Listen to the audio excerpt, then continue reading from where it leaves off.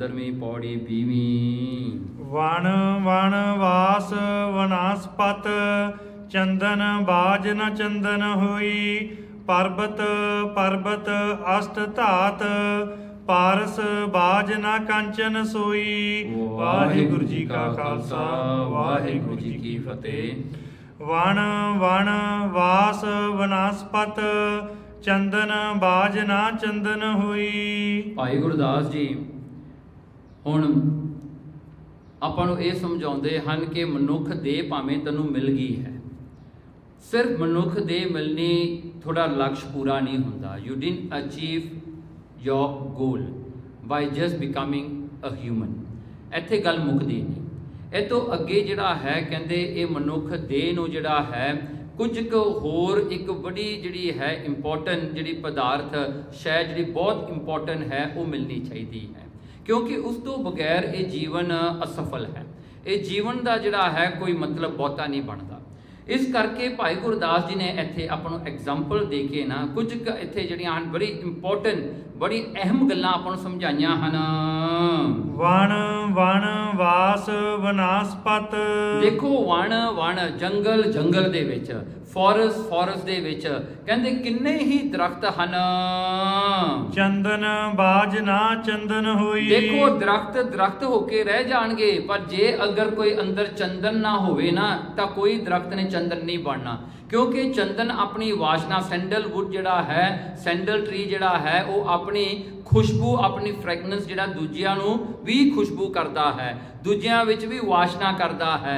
कहंदे भावें जंगल जंगल दे विच हज़ारां करोड़ां ही जिहड़े दरख्त क्यों ना होण, पर जे उत्थे चंदन ना होवे ना तां ओह दरख्तां दे विचों एक भी दरख्त चंदन नहीं बनदा, उन्हां विच चंदन दी सुगंधी नहीं आउंदी। पर्वत पर्वत अष्ट धात। हुण पर्वत एक माउंटेन हिल्स होए माउंटेन्स होए, कहंदे जिन्ने भी जिहड़े हन माउंटेन्स हन उन्हां दे विचों भी जिहड़ियां धातां निकलदियां ने मटीरियल्स निकलदे हन। ਉਹ ਮਟੀਰੀਅਲ ਜਿਹੜੇ ਹਨ 8 ਧਾਤ ਜਿਹੜੇ 8 ਧਾਤ ਜਿਹੜੇ ਹੁੰਦੇ ਆ 8 ਮਟੀਰੀਅਲਸ ਜਿਹੜੇ ਹਨ ਉਹ ਜਿਹੜੇ ਹਨ ਪਹਾੜਾਂ ਵਿੱਚੋਂ ਨਿਕਲਦੇ ਹਨ। ਪਾਰਸ ਬਾਜ ਨਾ ਕੰਚਨ ਸੋਈ। ਪਰ ਪਾਰਸ ਦੀ ਵੱਟੀ ਤੋਂ ਬਗੈਰ ਕੋਈ ਵੀ ਸੋਨਾ ਨਹੀਂ ਬਣਦਾ। ਅਸ਼ਟ ਧਾਤ ਜਿਹੜੀਆਂ ਹੁੰਦੀਆਂ ਧਾਤਾਂ ਹੀ ਰਹਿ ਜਾਂਦੀਆਂ ਨੇ, ਉਹ ਜਿਹੜੀਆਂ ਹਨ ਆਇਰਨ ਰਹਿ ਜਾਏਗਾ, ਜ਼ਿੰਕ ਰਹਿ ਜਾਏਗਾ, ਉਹ ਸਾਰੇ ਉਹ ਰਹਿ ਜਾਣਗੇ, ਪਰ ਉਹਨਾਂ ਵਿੱਚੋਂ ਕੋਈ ਸੋਨਾ ਨਹੀਂ ਬਣੇਗਾ ਜੇ ਪਾਰਸ ਦੀ ਵੱਟੀ ਨਾ ਹੋਵੇ। पारस के टच करन नाल ही 8 धातां ने सोना बनना है। सो भावें भावें किन्ना भी जिहड़ियां हन मटीरियल्स होण, पर पारस तो बगैर कोई सोना नहीं बनेगा। जिवें जंगल विच कोई चंदन नहीं बनेगा जे चंदन दा दरख्त उत्ते ना होवे। चार वरण छे दर्शना। इसे प्रकार चार वर्ण हन जिहड़े हन जिहड़े ब्राह्मण खत्री वैश्य ते शूद्र ते 6 दर्शन हन सारे। साध संगत बिन साध ना कोई। देखो साध संगत तो बगैर कोई साधु नहीं बनता, कोई साध नहीं बनता, कोई संत नहीं बन सकता, क्योंकि भावें 4 वर्ण हन 6 दर्शन हन, पर जे संगत ना होवे तां संत कित्थों बन जाएगा, साध कौन बन जाएगा। गुर उपदेश अवेश कर। इस करके गुरु दे उपदेश नूं अपने अंदर घर कर अपने हिरदे विच वसा। गुरमुख साध संगत जानोई। हाँ, इस करके जिहड़ा हन साध संगत दे विच ही जिहड़ा हन गुरमुख गुरु जिहड़ा मुखी है गुरु नानक कहंदे उन्हां दी किरपा सदका ही साध संगत विच गुरु दा उपदेश जनाया जांदा है, उत्थे ही जानिया जाता है, उत्थे ही दसिया जाता है। साध संगत विच जाके तां गुरु नानक दी मत प्राप्त हुंदी है ना।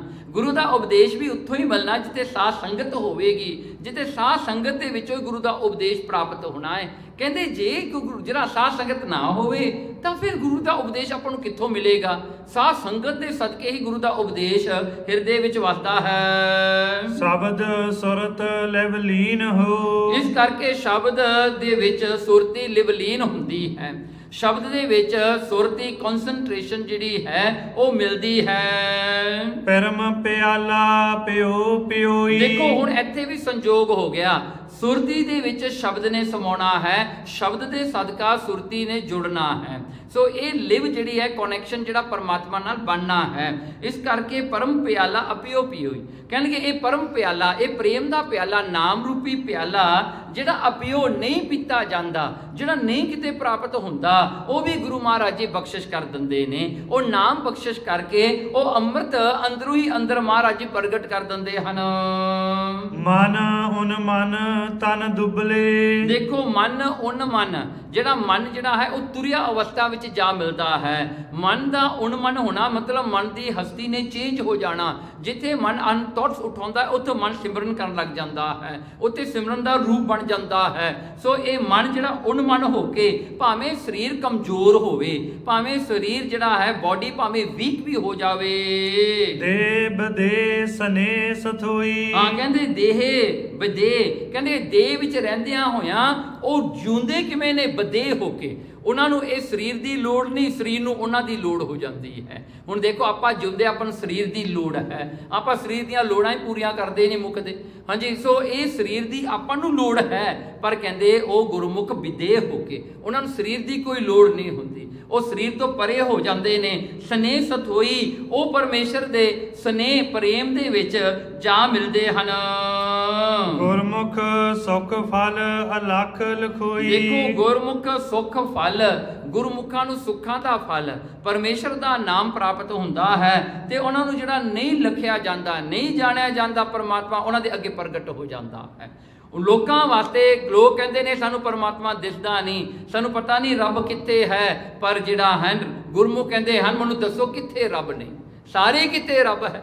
ਸੋ ਇਹੀ ਫਰਕ ਹੋ ਜਾਂਦਾ ਹੈ। ਕਹਿੰਦੇ ਅਲੱਖ ਲਖੋਈ, ਉਹਨਾਂ ਨੂੰ ਅਲੱਖ ਪਰਮਾਤਮਾ ਐਨ ਸਾਹਮਣੇ ਦਿਸਣਾ ਸ਼ੁਰੂ ਹੋ ਜਾਂਦਾ ਹੈ। ਉਹਨਾਂ ਦੀ ਅਵਸਥਾ ਜਿਹੜੀ ਐਸੀ ਵੱਡੇ ਭਾਗਾਂ ਵਾਲੀ ਬਣ ਜਾਂਦੀ ਹੈ। ਸੋ ਇੱਥੇ ਭਾਈ ਗੁਰਦਾਸ ਨੇ ਆਪਾਂ ਨੂੰ ਸਮਝਾਇਆ, ਕਹਿੰਦੇ ਦੇਖੋ ਜੇ ਇਹ ਜਿਹੜਾ ਹਨ, ਇਹ ਸਾਰਾ ਜਿਹੜਾ ਜੀਵਨ ਹੈ ਇਹ ਬਿਰਥਾ ਹੈ ਜੇ ਗੁਰੂ ਦਾ ਉਪਦੇਸ਼, ਗੁਰੂ ਦੀ ਸਿੱਖੀ ਨਾ ਹੋਵੇ। ਇਹ ਸਾਰਾ ਹੀ ਵੇਸਟ ਹੈ, ਇਹਦੇ ਵਿੱਚ ਕੋਈ ਵੀ ਕੁਝ ਪ੍ਰਾਪਤ ਨਹੀਂ ਹੋਣਾ। ਜਿਵੇਂ ਦਰਖਤ ਰਹਿ ਜਾਣਗੇ ਉਹ ਸੈਂਡਲ ਨਹੀਂ ਬਣਗੇ, ਸੈਂਡਲਵੁੱਡ ਨਹੀਂ ਬਣਨਗੇ। ਉਹ ਜਿਹੜੇ ਲੋਹੇ ਜ਼ਰੂਰ ਹੋਣਗੇ, ਉਹ ਸੋਨਾ ਨਹੀਂ ਬਣੇਗੇ, ਕਿਉਂਕਿ ਗੁਰੂ ਰੂਪੀ ਪਾਰਸ ਉੱਥੇ ਕੋਈ ਨਹੀਂ ਹੈਗਾ। ਸੋ ਅੱਗੇ ਜਿਹੜਾ ਹੈ ਦੇਖੋ ਇਹ ਸਾਰੇ ਭਾਵੇਂ 6 ਦਰਸ਼ਨ ਹੋਣ, ਪਰ ਕਹਿੰਦੇ ਸੰਗਤ ਤੋਂ ਬਗੈਰ ਤਾਂ ਕੋਈ ਸਾਧ ਨਹੀਂ ਨਾ ਬਣਦਾ। ਇਸੇ ਕਰਕੇ ਕਹਿੰਦੇ ਉਪਦੇਸ਼ ਨੂੰ ਜੇ ਅਗਰ ਆਪਾਂ ਵਸਾਵਾਂਗੇ ਹਿਰਦੇ ਵਿੱਚ, ਤਾਂ ਫੇਰ ਜਿਹੜੇ ਹਨ ਇਹ ਵੀ ਦਾਤ ਆਪਾਂ ਨੂੰ ਸਾਧ ਸੰਗਤ ਵਿੱਚੋਂ ਹੀ ਮਿਲਦੀ ਹੈ ਨਾ। ਇਸ ਕਰਕੇ ਗੁਰੂ ਨਾਨਕ ਸੱਚੇ ਪਾਤਸ਼ਾਹ ਦਾ ਉਪਦੇਸ਼ ਆਪਾਂ ਹਿਰਦੇ ਵਿੱਚ ਵਸਾਈਏ, ਜਿਹਦੇ ਕਰਕੇ ਸੁਰਤ ਆਪਣੀ ਉਸ ਪਰਮਾਤਮਾ ਦੇ ਚਰਨਾਂ ਨਾਲ ਜੁੜ ਜਾਵੇ, ਤੇ ਉਸ ਦੇ ਜੁੜਨ ਦੇ ਨਾਲ ਆਪਾਂ ਨੂੰ ਕੀ ਮਿਲਣਾ? ਆਪਾਂ ਨੂੰ ਅੰਮ੍ਰਿਤ ਮਿਲਣਾ ਹੈ, ਜਿਹਨੂੰ ਪੀ ਕਰਕੇ ਆਪਾਂ ਸੰਤੁਸ਼ਟ, ਆਪਾਂ ਰੱਜ ਜਾਣਾ ਹੈ, ਜਨਮਾਂ ਜਨਮਾਂਤਰਾਂ ਦੀ ਭੁੱਖ ਲੱਥ ਜਾਣੀ ਹੈ। ਇਹੀ ਜਿਹੜਾ ਜੀਵਨ ਦਾ ਲਕਸ਼। ਤੇ ਮਹਾਰਾਜ ਕਹਿੰਦੇ ਗੁਰਮੁਖ ਸੁਖ ਫਲ ਅਲਖ ਲਖੋਈ, ਉਹ ਪਰਮਾਤਮਾ ਬਿਲਕੁਲ ਤੁਹਾਡੇ ਸਾਹਮਣੇ ਪ੍ਰਗਟ ਹੋ ਜਾਣਾ ਹੈ ਗੁਰੂ ਮਹਾਰਾਜ ਦੀ ਕਿਰਪਾ ਸਦਕਾ। ਸੋ ਇਹ ਜਿਹੜੀ ਦਾਤ ਬਹੁਤ ਵੱਡੀ ਦਾਤ ਹੈ। ਇਹੀ ਦਾਤ ਨੂੰ ਲੈਣ ਵਾਸਤੇ ਆਪਾਂ ਇਸ ਜਨਮ ਨੂੰ ਧਾਰਨ ਕੀਤਾ ਹੈ, ਤੇ ਇਹ ਭਾਈ ਗੁਰਦਾਸ ਦਾ ਜਿਹੜਾ ਉਪਦੇਸ਼ ਆਪਾਂ ਹਿਰਦੇ ਵਿੱਚ ਵਸਾਈਏ। ਮਨ ਉਨ ਮਨ ਤਨ ਦੁਬਲੇ, ਦੇ ਬਦੇ ਸਨੇ ਸਥੋਈ। ਗੁਰਮੁਖ ਸੁਖ ਫਲ ਅਲਖ ਲਖੋਈ। ਵਾਹਿਗੁਰੂ ਜੀ ਕਾ ਖਾਲਸਾ, ਵਾਹਿਗੁਰੂ ਜੀ ਕੀ